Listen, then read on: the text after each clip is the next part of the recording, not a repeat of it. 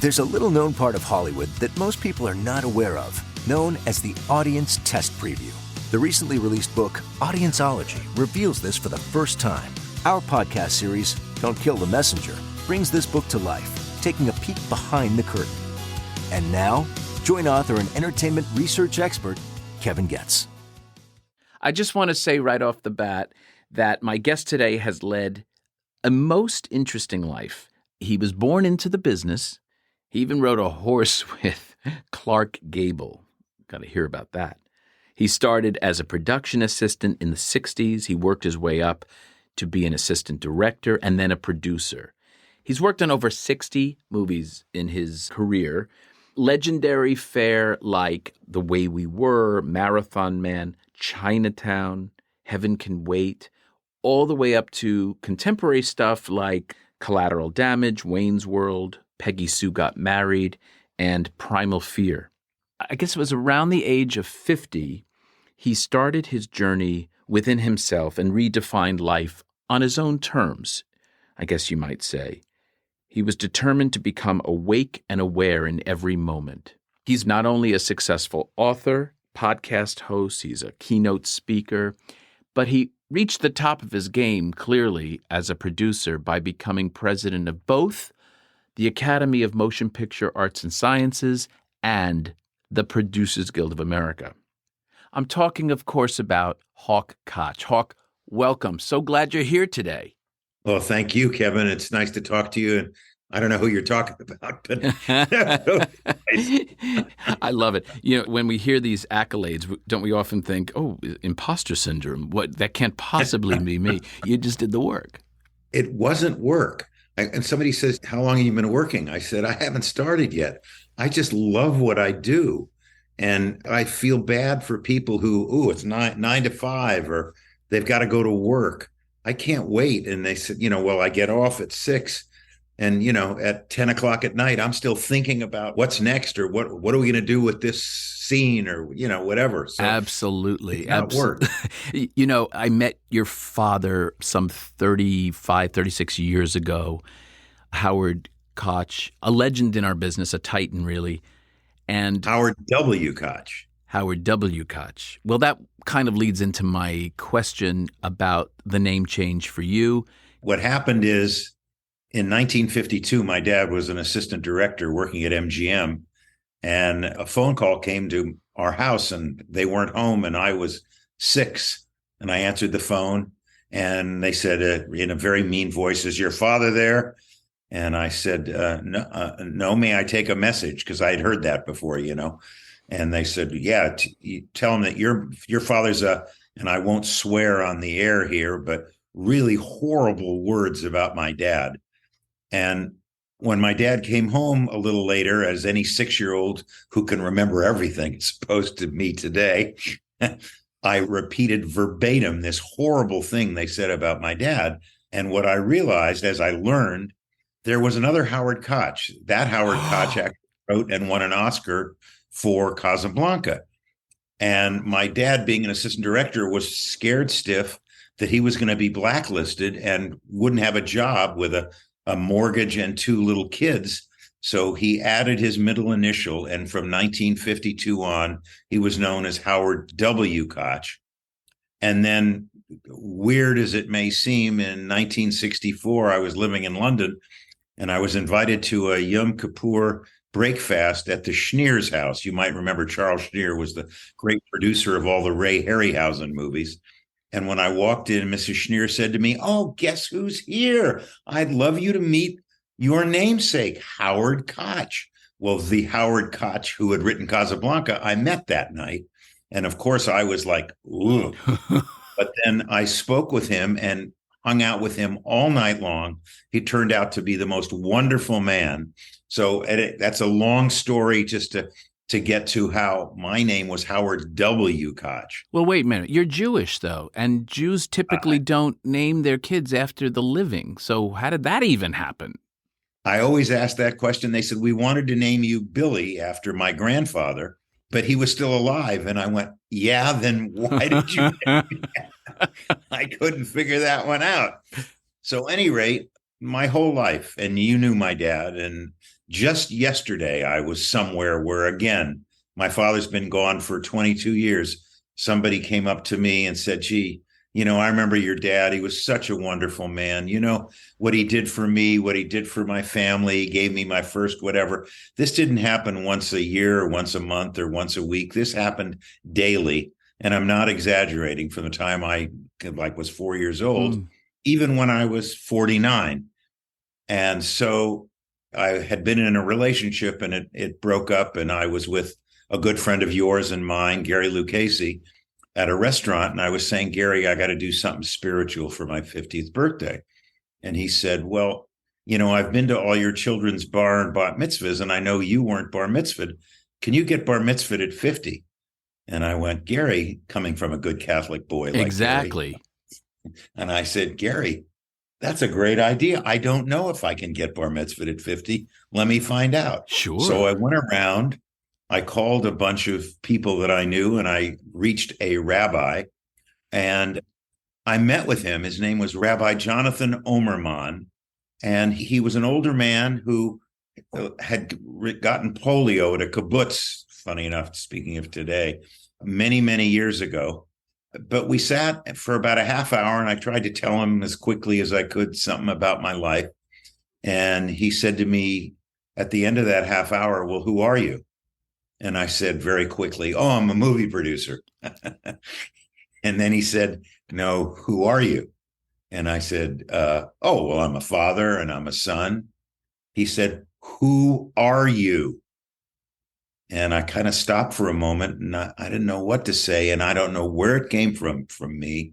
But I looked at him and I said, oh, I'm a Jewish man. And he said, that's a start. He said, what's your Hebrew name? And I said, well, my parents were non-religious, and I was never given a Hebrew name. And then he said to me, well, for your 50th birthday, for your bar mitzvah, you will be given your own name. Well, when he said that, I broke down. And he looked at me and said, what's wrong? And I said, I just realized for 49 years I've had my father's name. I want my own name. And then he said to me the words that changed my life. This amazing rabbi said to me, you can have your own name. What? I can have my own name. And what do you want to be called? Do you want to be called Mark or Gary or Kevin or Sally? What do you want to be? I said, I have no idea. He said, did you ever have a nickname? And I said, my initials were HWK. Remember, I had to keep the W always in as a kid. And, a few people called me Hawk, but it never really stuck. And he said, do you know anything about hawks? And I went, yeah, bird of prey. And he said, well, hawks mate for life. And I said, that's something I've been trying to do for a long time. Didn't work. He said, they also can see from horizon to horizon, and they can see like a squirrel a half a mile away. Wouldn't it be great if you could see the panoramic of your life and the detail always at the same time? And I thought, wow, this guy, I'm in trouble with this guy. He's really smart, really good. And then I said, but isn't Hawk a pretentious name? And then he said, only if you allow it to be. So I thought, wow, 49 years old. I've got 3 children, been through several marriages. I've got a career, everybody in Hollywood, that I've interacted with. Could I change my name? And I went up to Telluride, Colorado, just for a week, just to try and get my head together and say, could I actually do this? And there was a Native American selling trinkets. It was a little rectangular faux silver thing you'd wear around your neck, and it had a lightning bolt, a cloud, and the word listen. And I asked the gentleman, I said, what does that mean? And he said, do you know the way we listen? With our eyes, with our nose, with our mouth, with our ears, between the lightning and the thunder, we see it, we hear it, we feel it, we taste it. Wouldn't it be great if you could be that awake and aware like you are between the lightning and the thunder, always in your life? And I thought, oh, that was my clue to add the A, Awake and Aware to HAWK. And I decided that I could do it. And my thoughts for all these years since then is to try and be awake and aware all the time, not just between the lightning and the thunder. Well, you got me because I'm off the Klempt right now. You weren't bar mitzvahed at 13? No, I was bar mitzvahed at 50. This was it. What's interesting, and you know Molly, is 10 months later, I met Molly. And as Hawks are mate for life, we've been together for 27 years.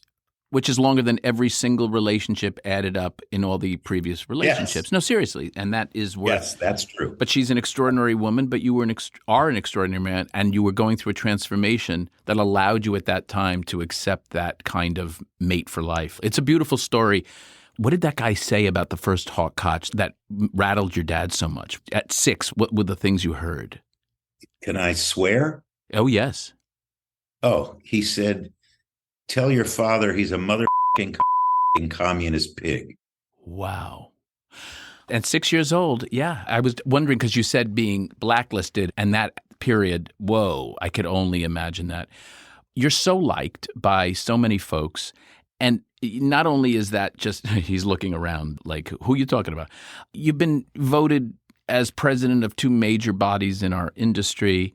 What was your biggest influence as a kid that informed the fact that you were such a good leader, that you were such a good galvanizer of talented folks, that you were, in fact, a producer?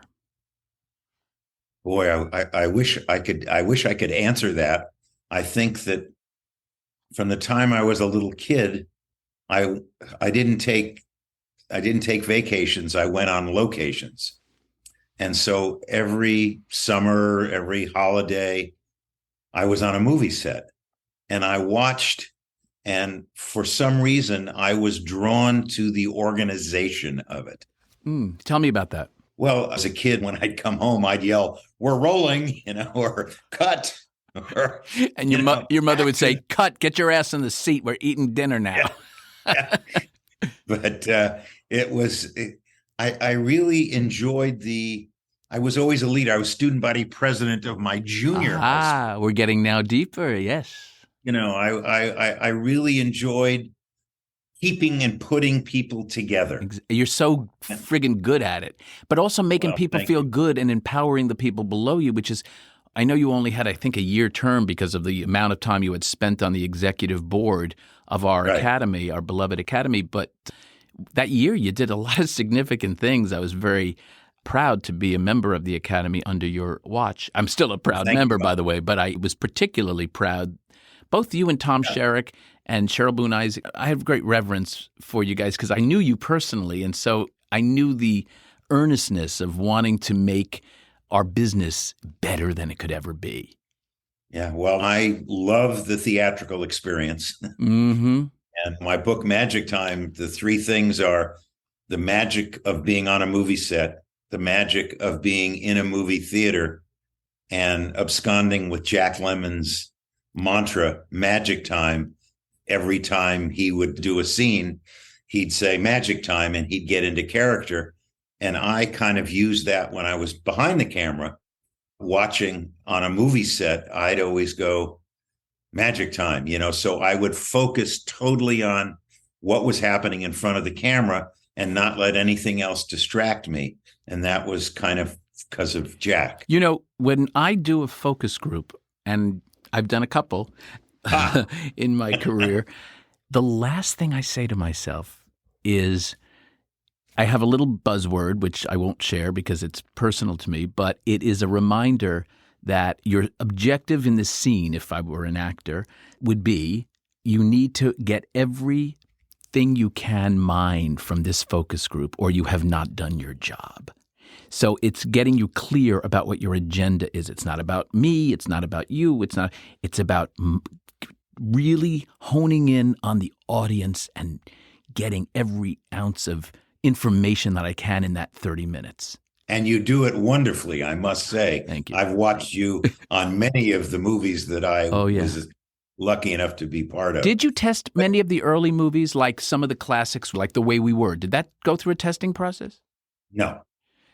I mean, we had some friends and family come in, but there were cards. It wasn't the way you did it. I'm going to go back and tell a funny story. In the 1950s, my dad made B movies. For those of you who are too young to remember, there was a main feature and then there was a second feature in a movie house. And so my dad made those kind of B movies. A lot of them were Westerns. And he was partners with a man named Aubrey Skank. And there was a preview down in, I think, Riverside of a movie they made called Fort Yuma. It was really awful. But Aubrey's son, George, was a couple of years older than me. And the two of us went down with our fathers to go to the preview. And in the middle of the movie, I swear to you, I can't believe we did this to our fathers. The actor who is playing the Indian chief holds up a gun over his head, looks down at the fort and yells, "I want Fort Yuma." And the two of us yelled out, "You can have it." Oh, man. You know what? I read that in your book because I'm like, wait, I heard this story. So usually I wait till the end to promote something, but I have to tell everyone, Hawk's already mentioned it, Magic Time. I'll say it 3 times, Magic Time and Magic Time.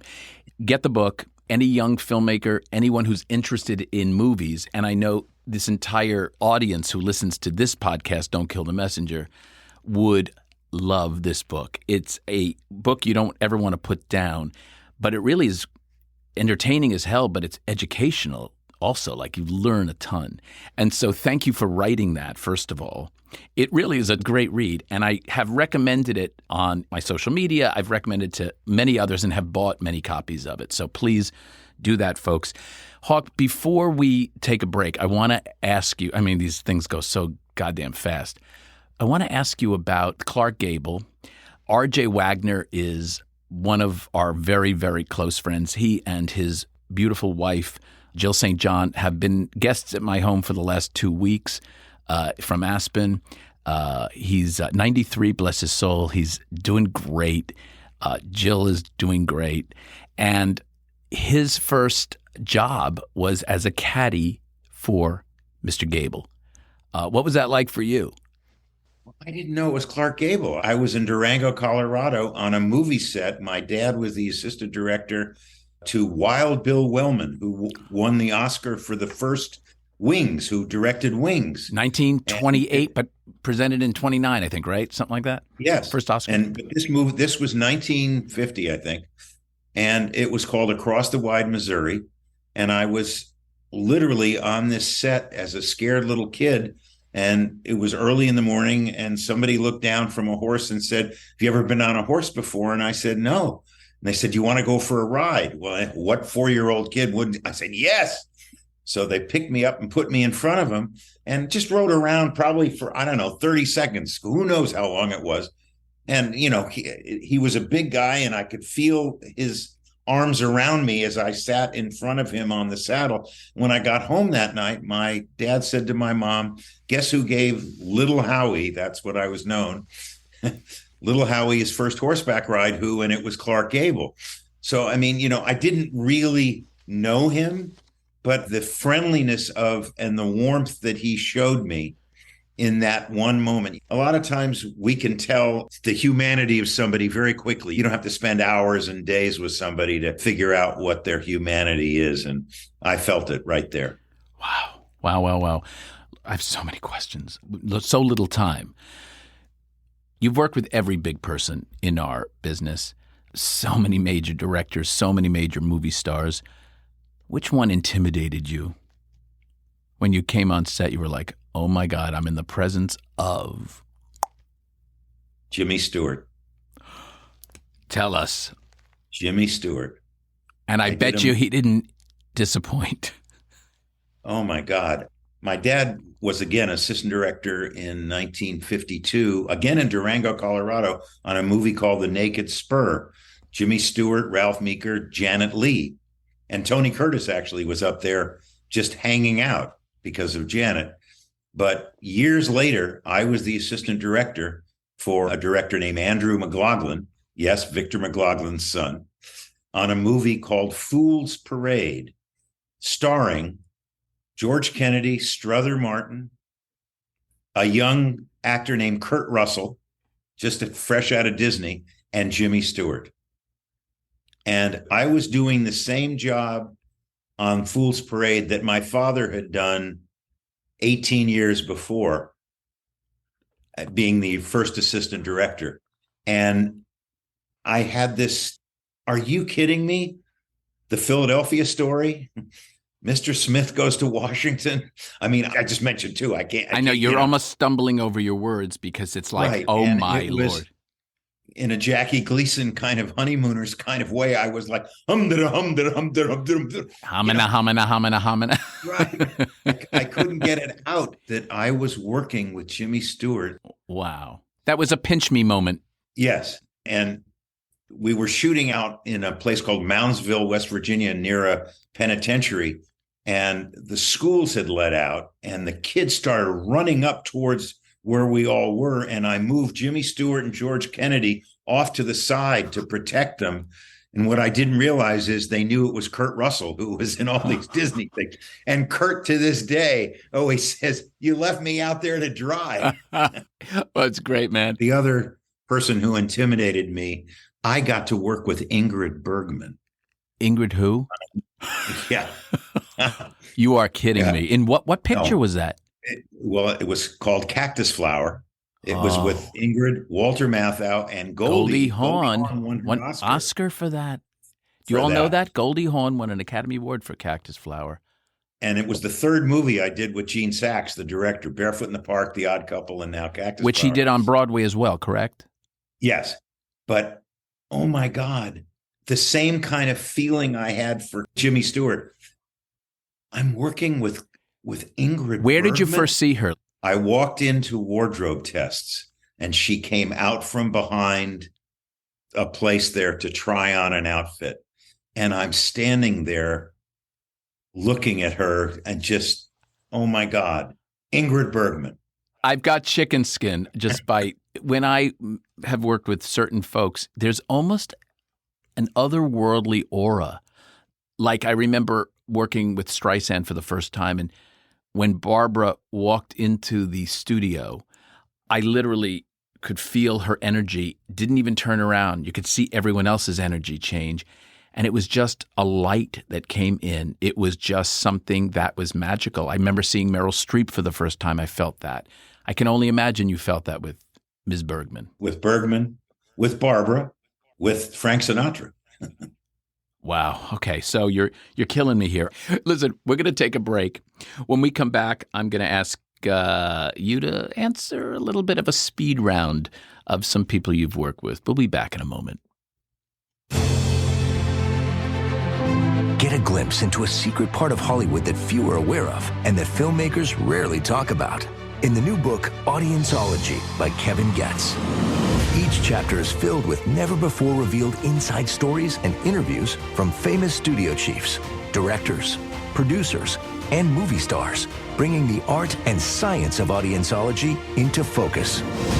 Audienceology, how moviegoers shape the films we love.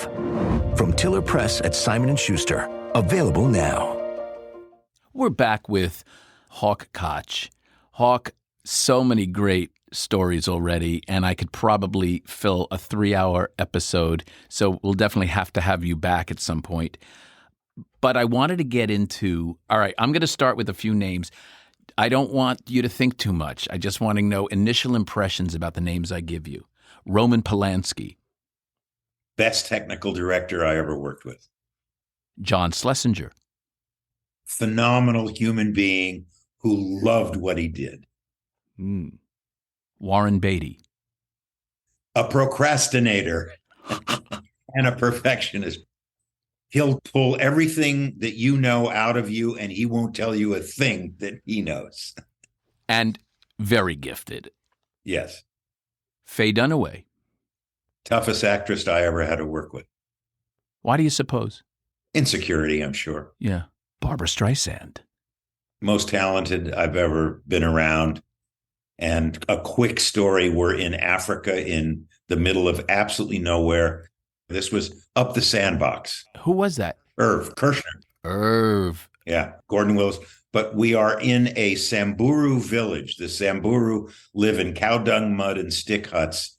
And the little kids of the village were singing, and Barbra got on the ground with them and hummed and did voices with and sang with these kids in this native African.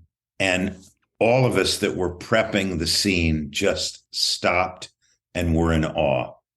So you can imagine as a child who was in musicals growing up, and my Barbra Streisand album collection, which was every single album she ever recorded, was severely scratched. Cut to my first year working in the area I'm working in, and I'm at a screening, and I'm on the Columbia lot. It wasn't Sony. It wasn't even Columbia. That was the TBS. So it would have been Lorimar at that time. And I hear, oh my God, Barbra Streisand's here. She's coming down the stairs. I'm like, what? What do? I run away from her to a pylon to hide behind the pylon. And, there's space in the steps. You can see. So I see these legs come down. And I don't know how I knew, but I knew they were Barbra's. And I turned away because they said, never meet your heroes because they will disappoint you. Which is why I asked you about Ingrid Bergman, and you gave me a great response to that, and Jimmy Stewart, and Clark Gable, by the way. So I never got to meet her. I was too nervous. Cut to when I did work with her on Prince of Tides, and when I actually met Barbra, she was the most beautiful, warm, loving, fragile, and strong woman. And I hugged her, and she says, "Wonderful, Kevin," or something like that. It was the greatest ever. While we were doing Up the Sandbox, there was a concert at the Forum. It was called Three for McGovern. Carole King, James Taylor, it's 1972, and Barbra. And James Taylor and Carole King performed the opening act. Then there was intermission. And then Barbra came out. And the difference, James Taylor and Carole King were at the top of their game. Still, I listen to them all the time. Phenomenal recording artists. But when Barbra got on the stage, you could feel the 19,000 people in the Forum. All of the energy went because she was a performer, an entertainer. And it just went, all of that 19,000 air went into Barbra as she performed. That's where I saw the difference. You know what I mean? Oh, do I know what you mean? I know exactly. People leaned in. Yeah. They really, and to have that en masse is something so special. Listen, I felt that when I saw her tour, when she did that tour the first time around. I couldn't believe I was in a room with her, and she sounded phenomenally well. And anyway, we could talk about that forever. I want to ask you about your interest in music, because you started in the music business, didn't you? Yeah. Well, after JFK was assassinated, I couldn't go to college. I was lost. And my parents had a dinner party, and there was a British man there.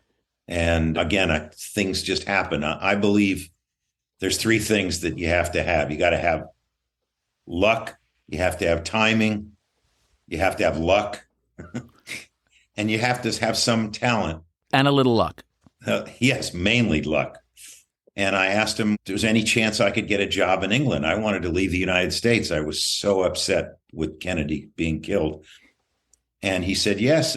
He was a booking agent. He booked Judy Garland or Sinatra into Royal Albert Hall or whatever. And when I got there, he actually owned, with Dave Clark, the Dave Clark Five, who were as big as the Beatles in 1964.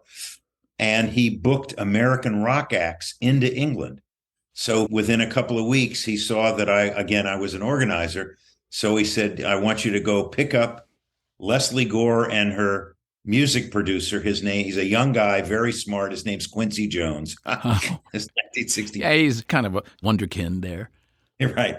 Get him to their hotel, get him to the television show they were going to be on, blah, blah, blah. Then it was the Ronettes. Then it was the Supremes. And then it was people from George Weins Newport Jazz Festival, Coleman Hawkins, Philly Joe Jones, Bill Evans. And I was having a ball with all these people because I love music. They're doing it a lot now in commercials. Do you know the Leslie Gore song, You Don't Own Me? You don't own me, do. It's all of a sudden being played a lot.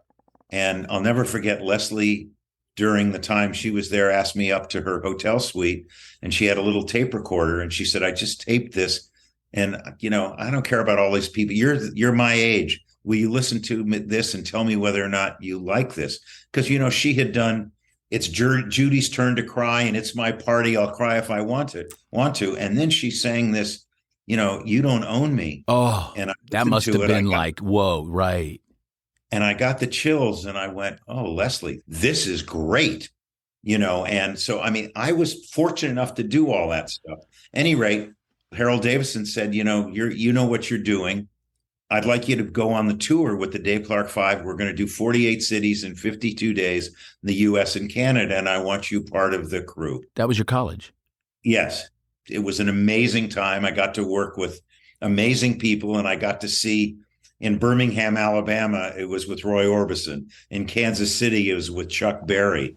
At the New York Paramount, it was with the Shirelles and Little Anthony and the Imperial, on and on and on. You name it. We were there with them, and we were the big mockers, the Dave Clark Five, because they had sold 7 million albums in 1964 summer. Now, while we're on the music subject, Sinatra is someone you worked with. I didn't work with him. My father ran his company in the early 1960s, so I got to be around him. And in fact, between my senior year in high school and my freshman year in college, Mr. Sinatra had just opened a new record company called Reprise Records, and the great Mo Austin was the head of it. And I got a job as kind of a gopher runner. And so I worked at Reprise. So I got to go to some of the recording sessions. Whoa. So I got to be there when Frank was recording with Nelson Riddle or Don Costa or whoever. I feel sometimes I'm like Zelig. I've gotten to be very close with Tina Sinatra. She and my husband and I have formed a very warm and deep relationship. And I know Bob Finkelstein and Tina now sort of run the estate and legacy and all of that, and they're doing a splendid job. There's so much stuff that he owned and kept the rights to. Well, yeah, Tina's been trying for years to get a Sinatra movie, and I read somewhere that it was actually now moving ahead. No, it's a show that just opened in Birmingham, England. They're looking for a theater in the West End. It got extraordinary reviews, so that is the format. You know the name of it? It's called Sinatra. Well, there were so many scripts. Oh, but Tina just wrote us and told us, and then a friend of ours who's also an investor out of London sent us the reviews, and they're glowing. So I have a feeling we're going to hear a lot about this as a hit in London and then on Broadway. So I call out to you, Tina, way to go on seeing this through and getting this done. Before we move towards the end of our session, oh my God, there's a million questions again that I'm not asking. Tell me about your deep relationship to the Motion Picture and Television Fund, because I know that there's many ways that many of us put our attention and energy into so many causes. I happen to have a great affinity for that particular organization. A portion of the proceeds of my book go to the organization in perpetuity, and you were so gracious to host one of my book parties. Tell me about your personal experience with that organization. As you've heard, my family was in the business, and I was in the business and still am. And I always believed that every movie I ever worked on, the people on that movie were my family. I had my family, my wife, my children, grandchildren. But the other family was the crew, the cinematographer, the production designer, the grip, the electrician, the prop man. And what I love about the Motion Picture and Television Fund is the mantra of we take care of our own. And it's the only charity that I know of that is specifically to our industry. So if you've worked in our industry your whole life, or a good portion of your life, we want to take care of you if things aren't going as well as you'd planned, or in some cases, you really love the home out there. And it's not just the home where we have about 250 residents, but it's It's financial help if you're in trouble. It's palliative care if you need it. You know, the way people kind of make their homes safe they've got a little 2-year-old. We go out with volunteers and make a home safe for an older person so that they don't fall, so that it's easy for them in their own home. On and on and on. We do so many things, and all the people are our people. So I have a vocabulary with them. There's a great story, which I won't tell now, about Roman pulling Faye Dunaway's hair out of her head on Chinatown, and the hairdresser was at the home. And so I got to, Wait a minute. Wait a minute. We're not getting away with that. Tell us the quick story very quickly, please, because I have to hear this. We're shooting this 2-shot of Jack and Faye in a booth at a restaurant called the Windsor in those days. And as we're about to roll, one hair on Faye's head stuck up and hit the light, and it looked like something sticking in her head. So Roman said, Faye, can you just put the hair down a little bit? And she did. And I'm the AD, and I go, okay, ready. And I'm about to say roll. It popped up again. So we said, hey, Susie Germain, Susie, come in with some spray and spray it down. Right. Okay. Roll the camera. And the hair popped up again. Oh, and Roman said, Faye, what can we do can we cut that hair? You're not cutting a hair on my head. And I remember Roman saying, Faye, you have 492,000 follicles in your head. One hair isn't going to you're not touching my hair, Roman. Okay. So Susie comes in, sprays again. Again, it goes down. I say roll. Roman says action. Jack has a line. Faye has a line. I swear to you, the hair popped up. Roman, instead of saying anything, walks around and pulls the hair out of Faye's head. Okay? I've never heard words like Faye said to Roman. Worse than what they said about Howard Koch, the other Howard Koch. Oh, no. You want to know how I learned to be a producer from an assistant director? Please. Faye went to her trailer, screamed, blah, blah, blah. I called Bob Evans, who was the producer, and he was also the head of the studio. I told Bob what happened, and Bob said, as only Bob could say, take care of it. And I had to take care of it, and eventually we got it all done. And how'd you persuade her to come out? I had to call her agent, Joel Dean. I had to calm Roman down. I had to go and talk to Faye. But it settled down, and we got the movie made. And we got a great movie. Did you get the movie made? Let me just say that you certainly did. What was the best piece of advice someone ever gave you? And I ask that question because a lot of young people want to know, what would you say to me? But I'd like to turn it on its ear a little and ask what someone said to you that you kind of kept that knowledge, that wisdom throughout your career. For me, it was always tell the truth. If you try to get around something on a movie set or with an actor or with anybody, you get in trouble because they can smell it. People know when you're lying or when you're telling a half-truth. And I found that communication on a movie, whether it's in prep or in shooting or in post, communication's everything. And as the leader, as a producer, if you're not telling the truth to everybody, it gets found out. And so I would say, just as a quick one, I would say, somebody said, don't screw around. Let everybody know the truth. You know, my girl, Judge Judy, who I love, says, if you tell the truth, you don't need a good memory. And I think that is so true. It is so true. Good for her. So before we break, I'm asking you 2 questions that you asked me when I was in your position as a guest on your podcast. What's the name of your podcast, by the way? It's called Inside Hollywood. If you go to YouTube, Hawk Koch, Inside Hollywood. And I know Carol Baum was a recent guest. I love the interview. I listened to every one of the interviews. Ed Begley was great. Ed Norton was terrific. Yeah. We had Elliot Jerry Gould. Zucker a few weeks Jerry ago. Zucker was great. Elliot Gould and so many others. And I've gotten some really nice. I got to interview Burt Fields before he passed away. Oh, man. How great is Great that? lawyer. I've gotten some great feedback from our episode that people have heard.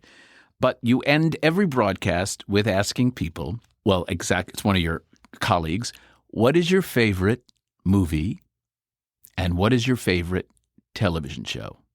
Even though my father had nothing to do with it, Casablanca, written by the Epsteins and Howard Koch.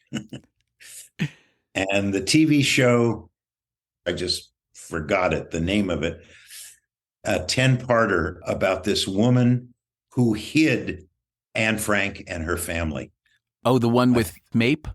Yes. Whoa. I don't remember being moved and on the edge of that actress who played Mape was so good, right? She was brilliant. How about a classic show? A classic show, Honeymooners. One of these days, Alice. One of these days, Alice. Wham, boom, to the moon. Hey, I got to work with Jackie Gleason. Are you kidding? What'd you work with Jackie on? On Nothing in Common. I was head of Raystar. Who directed that? Gary Marshall. Oh, my God. My favorite. I loved Gary so much. Oh, so what a sweetie. My roommate, Joe Brunetti, and I in college would order a pizza. We'd cut the pie in half, a dozen donuts, and we'd sit every night and watch back-to-back episodes of The Honeymooners. Now, of course, there weren't that many episodes, so we had so many repeats, so we could literally recite the dialogue. By the way, do you remember my answer to the questions about my favorite movie or television show? No. He's shaking his head no. My favorite movie is The Sound of Music for so many reasons, but I find it movie perfection, from script to settings to acting to the actors being the perfect representations of the characters to the... And I got to work with Robert Wise. Oh, that man is full of knowledge and amazing and wonderful filmmaker. So what was the TV show you said? I Love Lucy. The iconic... Well, it's either The Honeymooners or Lucy. I understand. The iconic nature of it, the fact that you can watch it now and it still holds up in every way is archetypal. And Honeymooners is the same thing. Many of the great shows have that ability because they talk about just human relationships, emotions, etc., and they transcend the years. Hawk Koch, thank you so much for being my guest today. Thanks so much for being such a supporter and a friend over the years. I love you very much, and you're a terrific man, a mensch in the truest sense. Thank you, Kevin. And our business wouldn't be our business if you hadn't come in and done what you do, because you transformed our business and taught a lot of people how to make great movies. So thank you. To our listeners, I hope you enjoyed our interview, and I encourage you to read Hawk's memoir, Magic Time. Also, check out his website at magictime.pictures.com for more information about his work. For other stories like this one, please check out my book, Audienceology, at Amazon or through my website at kevingetz360.com. You can also follow me on my social media at kevingetz360. Next time on Don't Kill the Messenger, I'll welcome the host of the Turner Classics Movie Channel and a part of the legendary Hollywood dynasty, Ben Mankiewicz. Until then, I'm Kevin Getz, and to you, our listeners, I appreciate you being part of the movie-making process. Your opinions matter.